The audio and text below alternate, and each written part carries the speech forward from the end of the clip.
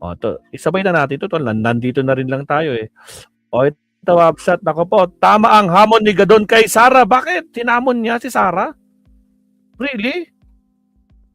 Tingnan natin. Anong hamon nito? Tingnan natin ha. Hinamon ni Gadon si Sara ng alin. Okay, sa mga wala pa pong kwan, hindi pa po nagpaparamdam dyan. Paramdam na guys. Like and subscribe po tayo at comment din kayo dyan para mabati kayo ni Maestro.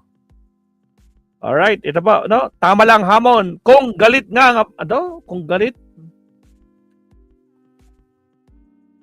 Diretso sa punto na. Maiksi lang ang komentaryo, pero diretso sa punto. Maraming kuro-kuro, may tiwali, may totoo. Dito, sa puntong diretso tayo. Punto, diretso. Hinamon ni Gadon si Sara. Oo, napanood ko yung video. Hinamon ni Larry Gadon si Sara Duterte. Anong hamon? Eh, nag-hallucinate daw si Sara. Matindi rin ang mga terminito ni Gadon. Nag-hallucinate daw naman kasi itong si Sara. Bakit, attorney? Anong ibig sabihin ng nag-hallucinate? Nananaginip. Eh, ito kasing si Sara Duterte. Windang na. Ang sabi, karamihan daw, ang mga Pilipino daw, lahat. Actually, ang ginamit niyang term, lahat eh. Galit ang mga tao. Isang taon na sila galit. Hindi yung paano galit hanggang hindi mabalik dito sa Pilipinas. Dating Pangulong Rodrigo. Lahat daw ng mga Pilipino, o halos lahat ng mga Pilipino, ay galit sa ginawa kay Duterte na inaresto at dinala sa ICC.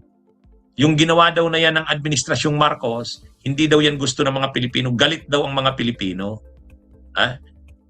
Lahat ng mga Pilipino galit. Kaya, maaalis lang daw ang galit ng mga Pilipino kung ibalik si Duterte. Yun ang sabi ni Sara. Ngayon, hininga ng reaksyon si Gadon. Ang sabi ni Gadon, hit ka, Sara Duterte. O ngayon, ano ang hamon? Ano ang hamon ni Gadon? Ang hamon ni Gadon ganito. O sige, kung totoo yung sinasabi mo na galit ang mga Pilipino, manawagan ka nga ng rally. People power. O, yun, ganun kadirekta yung sinasabi ni Gadon. Panoorin nyo. Hinamon si Lustay. Panoorin nyo. Umandar na naman ang hallucination nitong si VP Sara at sinasabi niya, isang taon ng galit ang mga Pilipino sa pagkidnap daw at pagkakakulong ng kanyang ama. O, asan? Asan ang galit? Magtawag ka, hinahamon kita ngayon na VP Sara. Magtawag ka ngayon ng rally dyan sa EDSA. Tawagin mo ang lahat ng mga galit na Pilipino. Tingnan natin kung merong pangkakampi sa'yo. O sige na, magtawag ka ngayon para malaman natin na ang sinasabi mong yan ay isang katang-isip lamang sa'yo. Hallucination sa'yo yan. Galit ang mga Pilipino. Ang mga Pilipino ngayon ay abala sa kanilang araw-araw na pamumuhay. Kaya hindi nila iniintindi yung pagkakulong ng tatay mo. O, hindi naman siya inosente. O, di ba? O, magtawag ka ngayon ng rally, hinahamon kita. Ano yun? Sabi ni Gadon, kung talagang totoo yan, nagalit ang mga Pilipino, sige nga, manawagan ka. Manawagan ka ng rally. O, pag maraming tao ang pumunta, bumuhos ang tao, ibig sabihin, galit talaga ang mga tao. Pero kung manawagan ka, tapos kukunti ang taong pumunta, hindi totoo yung sinasabi mong galit ang mga tao. O yun. Totoo nga naman, Tama naman yung hamon eh. Parang patunayan mo. Hindi yung sabihin mo lang na galit ang mga Pilipino. Yan din yung sabi ni Yusek Claire Castro eh. Ulitin natin, sana tinanong niyo siya. Gaano karaming tao ang galit?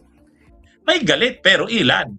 Pero yung sabihin mong lahat ng Pilipino o halos lahat ng Pilipino, karamihan ng Pilipino galit, hindi. Sa survey, hindi ganun. Pangalawa, yun na nga, ang pagsubok niyan, tama si Larry Gadon, magpatawag si Sara ng rally. Kung may pupunta. Dapat sana nung March 11, first year anniversary, di ba?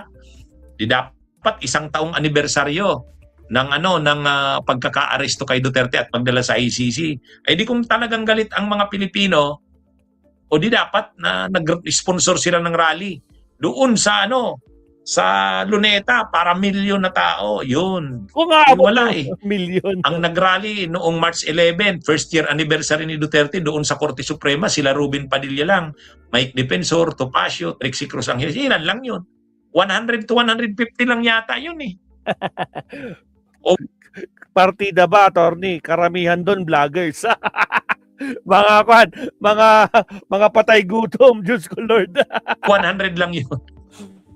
Malaki-laki lang ng konti doon sa rally ni Eric Celes doon sa may EDSA Shrine. Doon sa may Ortegas, yung sa Robinsons. Laging nagrarally doon si Eric Celes eh. Nananawagan ng people power ang umaattend 35. Ha? Eh yung rally nung isang araw nung March 11 sa 1-year anniversary ng pag-aresto kay Duterte, nagrally doon sa Korte Suprema.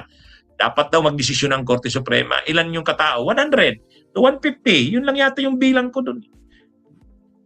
Kasi kikita nyo naman, pag nagrarally ang mga leftist, Makabayan Black, PLM, Marami pa. sa Luneta, hindi man kasing laki ng iglesia, pero malaki. Yung rally ng trillion peso march, malaki rin yon sa EDSA PPM, People Power Monument.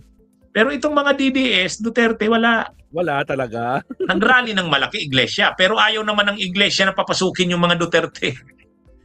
Anyway, mga kabunyog, ang hamon ni Gadon, sige, para patunayan mo, Sara Duterte, na hindi na na totoo yung sabi mo, na galit ang mga Pilipino, magpatawag ka ng rally.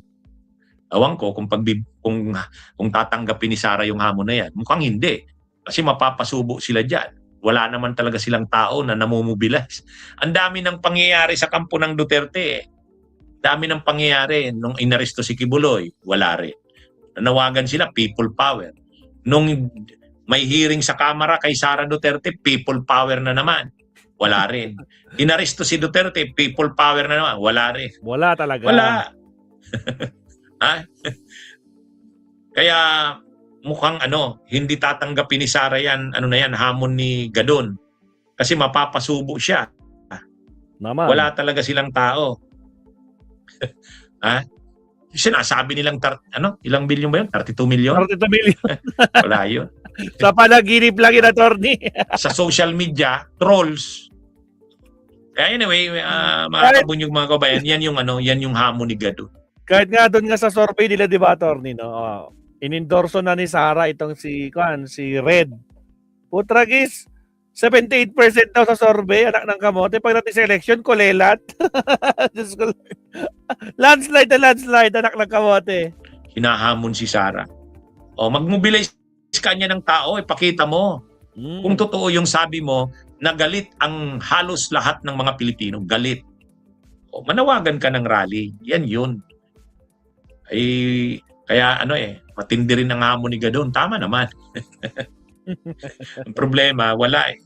Wala naman na kasing support ang yung sa Mindanao siguro. Pero alam nga naman, pupunta ba ang Mindanao ng Manila para lang mag-rally? Wala yan. Okay, mga kabunyog, mga kabayan, magandang araw sa inyo lahat. Bunyog!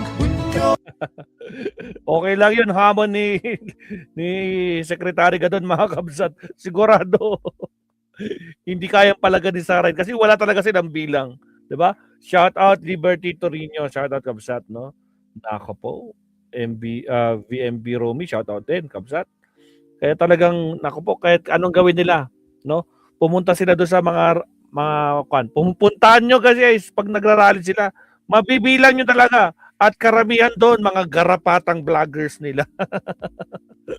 Tragis. Mas marami pa yung vloggers kaysa sa mga nanonood. Yung iba doon, dumadaan lang. Ganyan sila, mabsat, no? Nakpo. Na-witness ko yan personally, no? Pinuntahan ko mismo dyan sa harapan ng Robinson, sa may escalator palabas, yung mismong naghintayin ng mga jeep. Ilan lang sila doon. Diyos ko Lord. Kaya nakapo.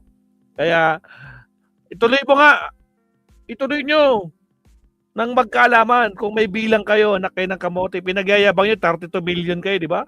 Samantalang hindi nyo may panalo yung si Red na yan. Tapos manalo pa yung anak ni Akop. Anak ng kamote. Next topic tayo. Diyos ko Lord, nakapaw. Iyak na ng mga garapata.